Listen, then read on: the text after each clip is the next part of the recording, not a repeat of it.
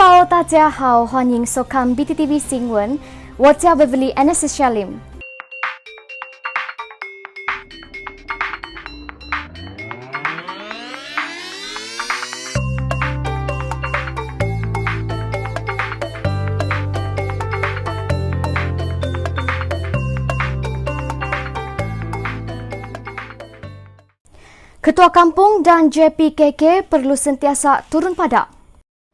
Ketua Menteri Datuk Seri Panglima Haji Nur menggesa Ketua Kampung dan Pengerusi Jawatan Kuasa Pembangunan dan Keselamatan Kampung JPKK sentiasa turun padang. Ia bagi membolehkan pemimpin akar umbi mengetahui masalah penduduk di kawasan mereka, termasuk menerangkan agenda pembangunan oleh kerajaan negeri.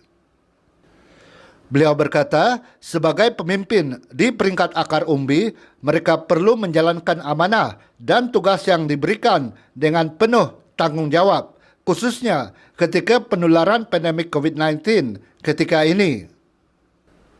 Katanya, penularan pandemik itu memberi kesan besar ke atas ekonomi negeri dan rakyat. Malah, banyak sektor yang terjejas, termasuk pelancongan.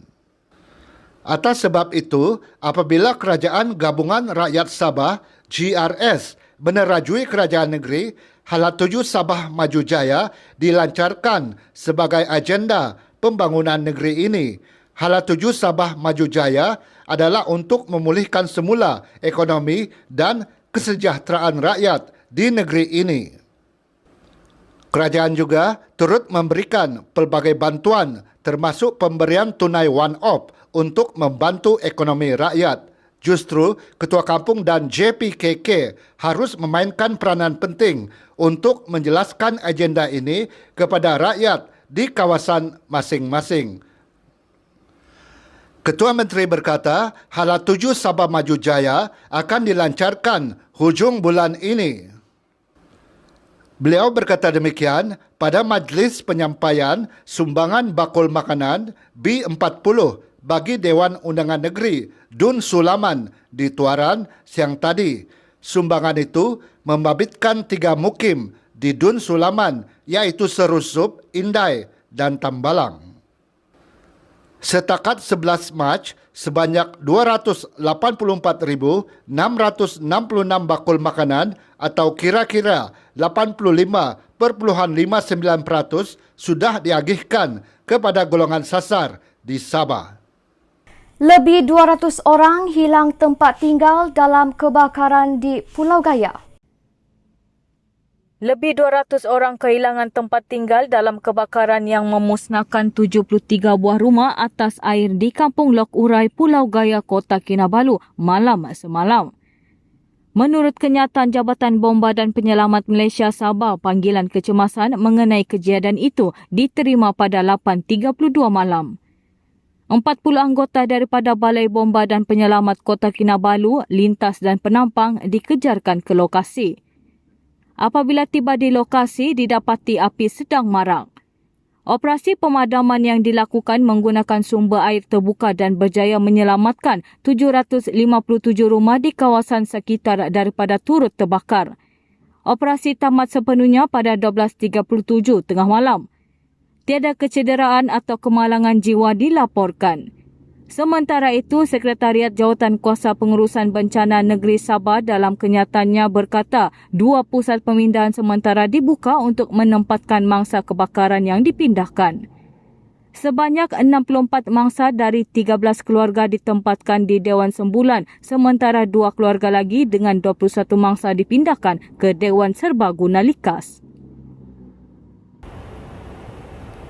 Kerajaan negeri akan melihat keperluan untuk membangunkan semula rumah di Kampung Lok Urai, Pulau Gaya sekiranya status tanah di kawasan itu sudah diwartakan sebagai perkampungan. Menteri Pembangunan Masyarakat dan Kesejahteraan Rakyat Syahelmi Yahya berkata, buat masa ini pihaknya masih menunggu laporan Dewan Bandaraya Kota Kinabalu mengenai status tanah di kawasan itu. Beliau berkata sekiranya kawasan itu sudah diwartakan sebagai perkampungan, bahan binaan untuk membuat rumah akan dibekalkan. Namun sekiranya tidak diwartakan, bantuan bahan binaan tidak dapat diberikan. Kementeriannya juga menanti laporan Dewan Bandaraya Kota Kinabalu bagi mendapatkan rekod keluarga yang terlibat, sama ada mereka warga negara atau bukan. Shah Helmi ditemui selepas melawat mangsa kebakaran yang ditempatkan di Pusat Pemindahan Sementara Dewan Serbaguna Sembulan siang tadi. Selain menyediakan kemah, kerajaan melalui Jabatan Perkhidmatan Kebajikan Am turut menyediakan makanan. Mangsa kebakaran juga akan diberikan bantuan bakul makanan untuk bekalan seminggu setelah keluar dari pusat pemindahan kelab.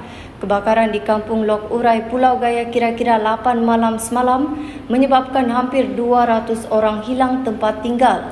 73 buah rumah musnah. Tindakan Pantas Bomba dan Penyelamat Malaysia berjaya menyelamatkan 757 rumah daripada turut terbakar. Kerajaan negeri disaran untuk menyusun semula rancangan pembangunan rumah-rumah atas air di kawasan tebing laut dan kepulauan. Ia bagi memastikan insiden kebakaran dapat ditangani dengan baik. Presiden Parti Warisan Sabah Warisan, Datuk Seri Panglima Muhammad Shafie Apdal berkata, insiden kebakaran yang berlaku di Kampung Lok Urai, Pulau Gaya semalam harus dijadikan iktibar bagi menyusun semula struktur rumah di pulau-pulau. Beliau yang juga ahli Parlimen Sempurna berkata dalam insiden semalam, mangsa kebakaran memaklumkan usaha memadamkan api mengambil sedikit masa kerana kemudahan yang tidak lengkap.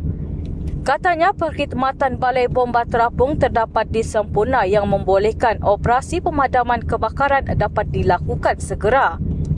Muhammad Shafie ditemui media selepas melawat mangsa kebakaran di Pusat Pemindahan Sementara di Dewan Serbaguna Sembulan siang tadi.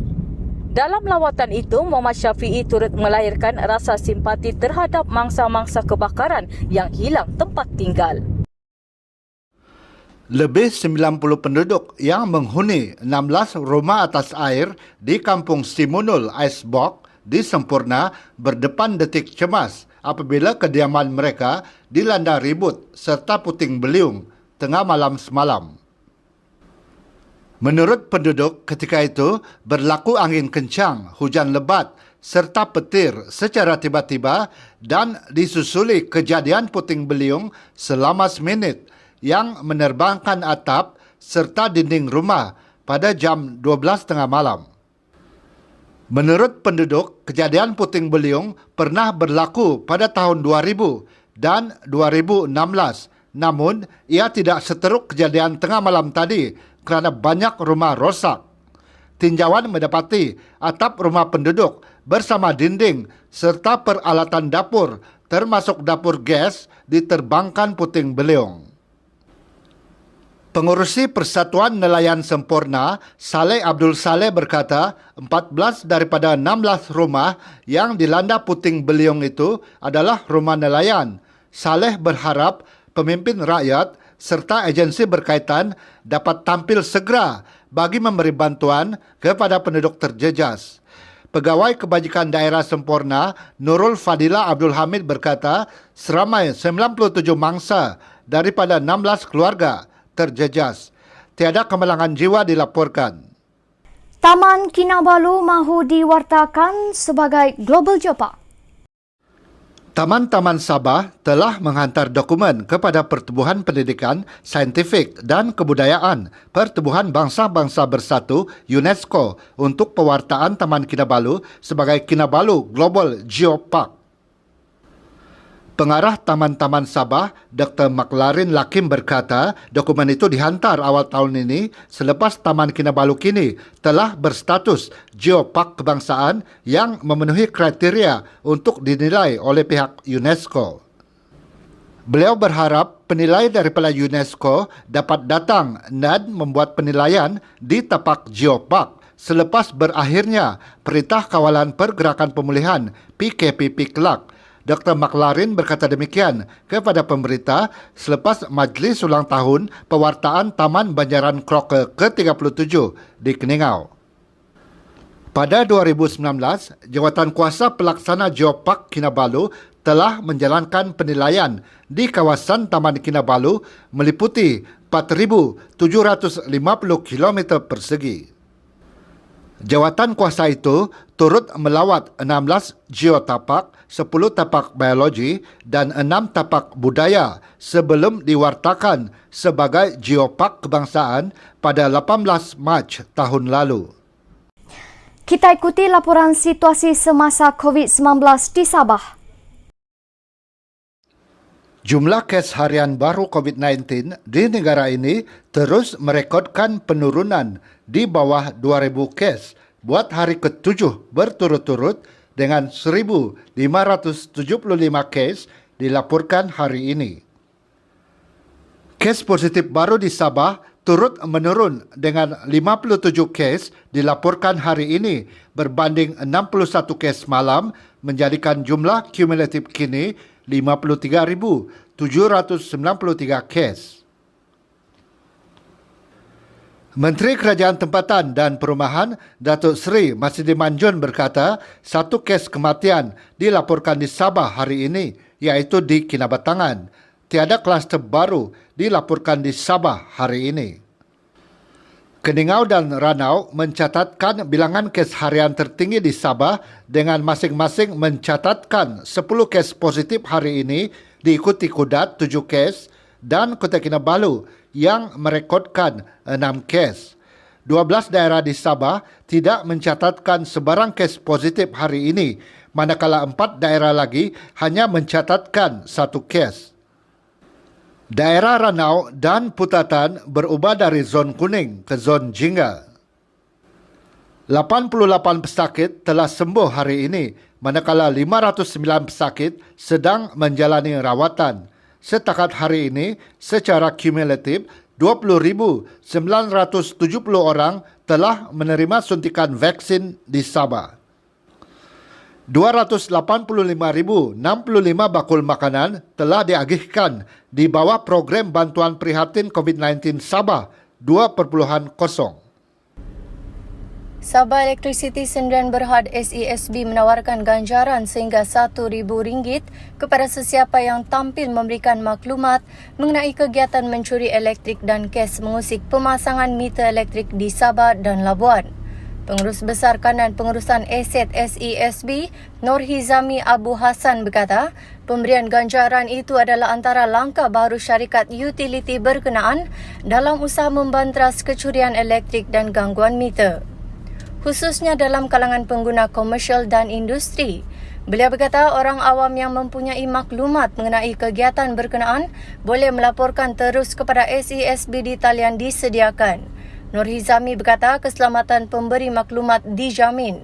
Pemberi maklumat boleh berhubung terus dengan pengurus zon, pengurus kawasan atau pengurus cawangan SESB untuk tindakan selanjutnya. Pembayaran imbuhan kepada pemberi maklumat akan dibuat setelah terbukti berlakunya kes dan SESB memperolehi jumlah tuntutan yang sepenuhnya daripada pihak yang bersalah.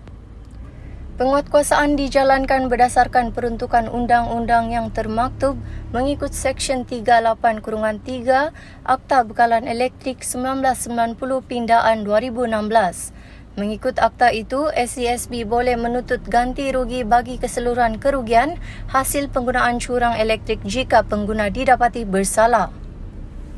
Polis menahan seorang pengawal keselamatan berusia 50-an yang secara tidak sengaja melepaskan tembakan dalam sebuah bank di Api-Api Center Kota Kinabalu 7.55 pagi tadi.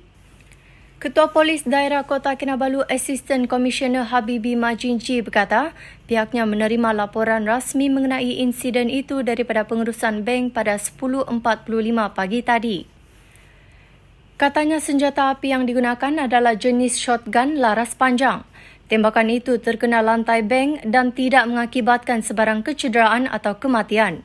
Beliau berkata pengawal keselamatan itu ditahan mengikut Seksyen 39 Akta Senjata Api 1960 kerana melepaskan tembakan di tempat awam. Jika sabit kesalahan boleh dikenakan hukuman penjara sekurang-kurangnya setahun atau denda RM2,000 atau kedua-duanya sekali. Kita ke perkembangan bola sepak Liga Super. Sabah FC yang akan melayan kunjungan PJ City FC dalam saingan Liga Super di Stadium Likas Sabtu ini mempunyai peluang untuk memanfaatkan kelebihan beraksi di halaman sendiri. Berikutan itu, Pemangku Presiden Persatuan Bola Sepak Sabah Safa, Datuk Seri Bung Mokhtar Radin berharap pemain-pemain menggunakan kelebihan itu sebaik mungkin untuk mengutip 3 mata penuh. Katanya, selepas tewas 0-2 kepada Kedah Darul Aman FC di tempat lawan, giliran Sabah FC untuk bangkit dan memanfaatkan sepenuhnya kelebihan beraksi di tempat sendiri. Katanya, lupakan kekalahan itu dan jangan lemas semangat menghadapi lawan. Sabah FC ketika ini mengutip 1 mata hasil keputusan seri 1-1 dengan Melaka United selepas mengharungi 2 perlawanan. Perlawanan ketiga di Stadium Likas di samping beberapa pemain import yang besar kemungkinan dapat diturunkan dalam perlawanan Sabtu ini sudah tentu memberi kelebihan kepada Sabah FC. 晚安，再见。